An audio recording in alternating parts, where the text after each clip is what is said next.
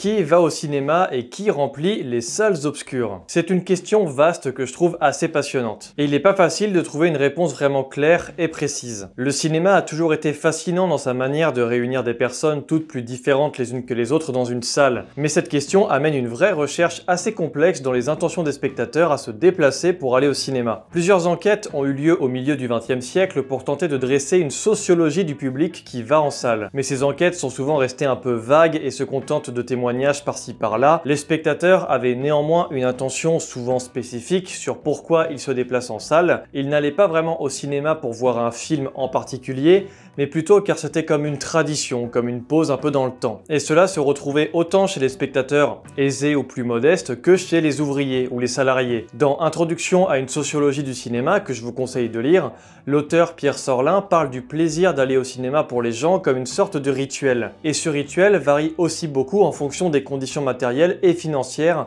d'une époque. Je vous cite quelques exemples. En France, en 1948, pendant que le pays fait face aux accords Bloom-Burns et à la paupérisation des métiers dans le secteur, une chute drastique de spectateurs s'opère en raison des prix qui augmentent ainsi que ceux du loyer, que les salaires ne suivent pas. Un blocage des prix est alors imposé en 1952 et n'a depuis pas énormément bougé. Et un peu plus tard, le manque de main-d'œuvre dû à la mobilisation massive en Algérie fait monter les salaires. Et le public se met donc pendant cette période à retourner massivement au cinéma. Alors ce sont des exemples historiques là que je vous donne pour vous montrer que le public d'un cinéma n'existe pas réellement.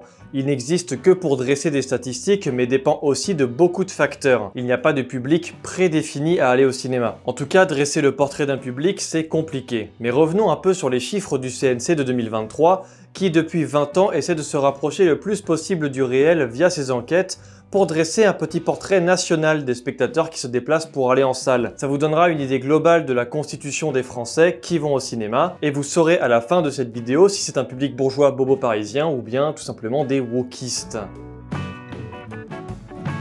On va commencer cette vidéo avec quelques définitions pour que vous ne soyez pas trop paumés. Il y a déjà le terme taux de pénétration. Cela se caractérise par la population cinématographique qui est étudiée sur la population totale de ce même groupe en France. Exemple tout bête, sur une ville de 50 000 habitants, 25 000 vont au cinéma, et le taux de pénétration de cette ville est donc de 50%. Il y a ensuite ce qui constitue la structure du public, c'est-à-dire les individus concernés et étudiés sur la population cinématographique totale. Et ensuite, pour bien catégoriser les spectateurs, même si cela reste très vaste, 3 catégories sociales sont ciblées.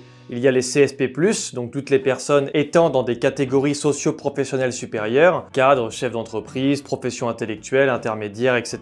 Les CSP-, qui elles représentent par exemple les salariés, employés, ouvriers, agriculteurs. Et les inactifs qui concentrent les étudiants, élèves, enfants, retraités, personnes sans emploi, au chômage, etc. Après, c'est un terme que je n'apprécie pas vraiment car officiellement, ce sont des personnes qui ne produisent pas de valeur marchande, donc aux yeux du marché, ils sont inutiles, mais ils travaillent pourtant bel et bien. Enfin bref, en tout cas, c'est comme ça que l'étude concentre ces catégories. Et pour vous donner une idée globale de ce qui constitue la France en 2023, 24% des Français sont CSP+, 22% sont CSP-, et 55% sont dits inactifs, dont les enfants qui représentent 22% de la population globale et les retraités qui en représentent 24%. Et enfin, il y a l'habitude de fréquentation dont j'ai déjà parlé en vidéo. Il y a le spectateur assidu qui va au cinéma au moins une fois par semaine, le spectateur régulier qui y va au moins une fois par mois, et le spectateur occasionnel qui y va au moins une fois par an, mais moins d'une fois par mois. Maintenant qu'on a ces quelques définitions, rentrons dans le vif du sujet. L'année 2023 a enregistré 180 millions d'entrées au total.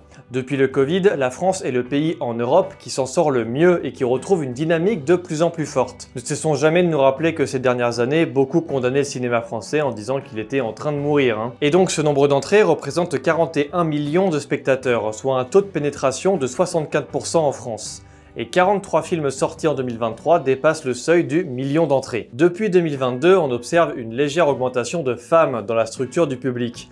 En 2023, 65% des Françaises sont allées au cinéma contre 61% des Français. Et la plupart des films sortis en 2023 ont davantage attiré les femmes que les hommes. Alors cela s'explique par quelques films à succès ayant concentré un public bien plus féminin que la moyenne. Niveau grosse production US, Barbie de Greta Gerwig, où 65% de ses entrées sont des femmes, ou encore Wonka de Paul King, et niveau film français, Le Consentement de Vanessa Filliot, où 73% de ses entrées sont générées par des femmes, et Je verrai toujours vos visages avec 67%. A l'inverse, les films ayant représenté le plus gros pourcentage masculin, c'est John Wick 4, Les Dégains 2, Yannick ou encore Gran Turismo. On va pas rester le cul vissé à la Casbah, on va aller en discothèque. Mais c'est quand même intéressant de noter que peu importe la qualité esthétique du film, les sujets qu'il porte ont défini la structure genrée du public. Là où les femmes sont massivement allées voir des films sur la violence et l'emprise, mais aussi un gros divertissement au sujet féministe, les hommes sont restés sur des divertissements un peu lambda et parfois même un peu beauf, mais très marqués en termes de genre, comme l'action, la voiture ou la comédie. Cette étude reste assez d'actualité avec des films qui se concentrent beaucoup sur les VSS en ce moment. C'est assez dommage, mais révélateur aussi que le genre, au-delà de la classe sociale,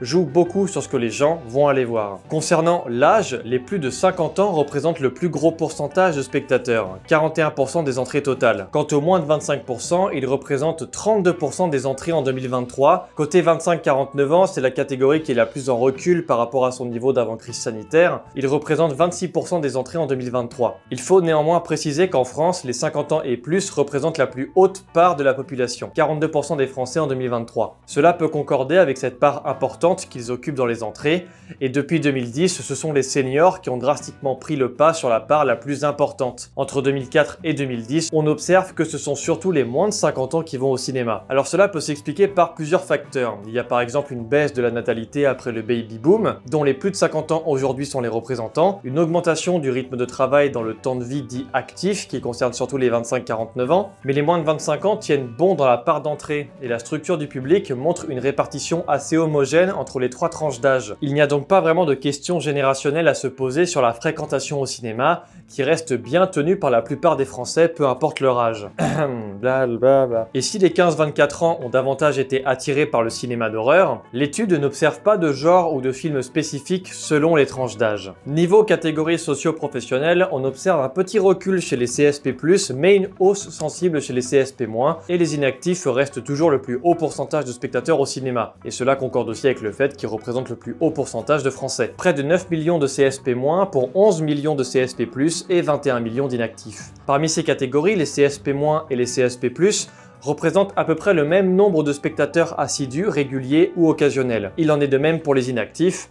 La différence va être plus marquée dans les zones rurales ou urbaines. On retrouve un plus fort pourcentage d'occasionnels dans les zones rurales que dans les agglomérations comme Paris et ses alentours, où il y a un pourcentage plus fort d'habitués. Alors cela paraît assez évident quand on sait que les grandes villes sont plus massivement équipées de complexes de cinéma. Et d'ailleurs, pour ceux que ça intéresse, j'avais fait une vidéo sur la géographie du cinéma en 2023, où je montrais un peu tout ce qu'il y avait dans les régions en termes de complexes de cinéma, donc si jamais ça vous intéresse. Alors toutes ces informations sont bien belles, et ça nous dit qu'en 2023, et comme chaque année, le cinéma est une pratique culturelle massivement populaire en France, qui rassemble tous les groupes sociaux. Et en 2024, le CNC a publié une étude sur les pratiques cinématographiques des Français et sur leur façon de percevoir le cinéma et comment ils l'abordent. Et cette étude, elle est assez complémentaire de celle du public faite en 2023, puisque maintenant que nous savons que le cinéma est un divertissement national très répandu et qui concerne un peu tout le monde, la question de savoir comment les Français vont au cinéma pose aussi des questions sociologiques et matérielles, à savoir que l'année 2024 a enregistré 181 millions d'entrées.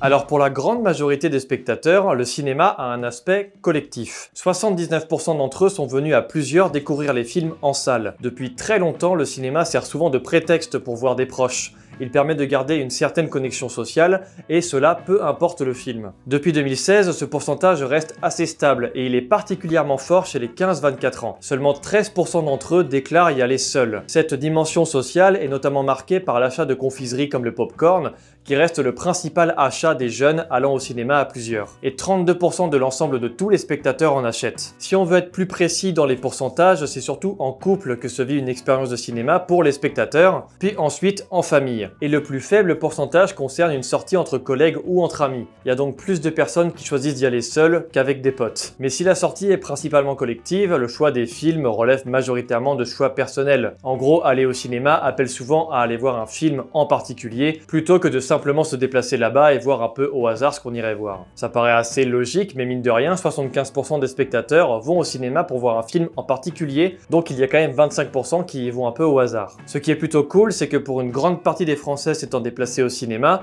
ce dernier reste le meilleur moyen de découvrir un film. 83% des spectateurs en 2024 estiment cela, loin derrière la télévision ou le service VOD, même si on observe évidemment une légère différence de pourcentage entre les plus de 50 ans et les 15-24 ans. Mais globalement, le cinéma plaît toujours à toutes les générations. Pour se tenir au courant des sorties, contrairement à ce qu'on pourrait croire, ce n'est pas Internet, mais bien les bandes annonces vues au cinéma qui restent le premier levier d'influence.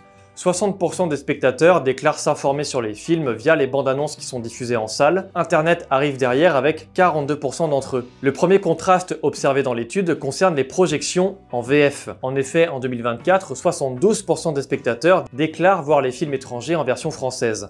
20% privilégient la VO. Et dans cette étude, on remarque que ce sont les franciliens et les CSP+, qui regardent bien plus les films en version originale. A l'inverse, les spectateurs occasionnels sont 82% à regarder les films en VF et les CSP-, 77%. C'est un aspect intéressant car ça souligne plusieurs facteurs. Le rapport au cinéma qu'ont les spectateurs et les stratégies aussi de distribution et d'exploitation des complexes cinématographiques. On remarque par exemple que chez Pathé, très peu de séances sont en VO, à l'inverse du GC ou MK2 à Paris. De même, les cinémas de province projettent de façon assez marginale des séances en VO, privilégiant la VF. Parce qu'il y a dans la VO un rapport différent au cinéma. La plupart des spectateurs en France, de par l'aspect collectif et populaire de la séance en salle, sont séduits par la VF davantage que la VO. Mais cette statistique n'est pas nouvelle du tout, elle est très stable depuis des années. Il y a vraiment un vrai contraste social entre le fait de décider de voir un film en VO ou en VF. Ensuite, il y a la question de l'ancrage territorial des cinémas et le déplacement pour y aller. Et grâce à cette répartition du parc cinématographique français qui est certes un peu inégalitaire géographiquement mais tout de même suffisamment optimale, 85% des spectateurs qui vont au cinéma viennent de leur domicile. Et 94% de la population met moins de 30 minutes pour aller au cinéma le plus proche de chez eux. En France, un tiers des Français a un cinéma dans son agglomération.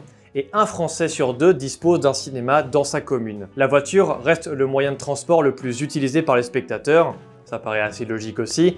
62% d'entre eux la prennent pour aller au cinéma, contre 16% en transport en commun. Tout cela dépend évidemment du lieu de résidence, les franciliens sont bien plus susceptibles de prendre des transports en commun ou d'y aller à pied par exemple, que la plupart des autres unités urbaines ou rurales où la voiture est un moyen de locomotion nécessaire pour y aller. Et enfin, il y a aussi la question de la pratique culturelle des spectateurs. Les activités liées au cinéma, comme les ciné-clubs par exemple, qui est une pratique culturelle historique en France, très populaire des années 30 aux années 50, attire une grande part des spectateurs.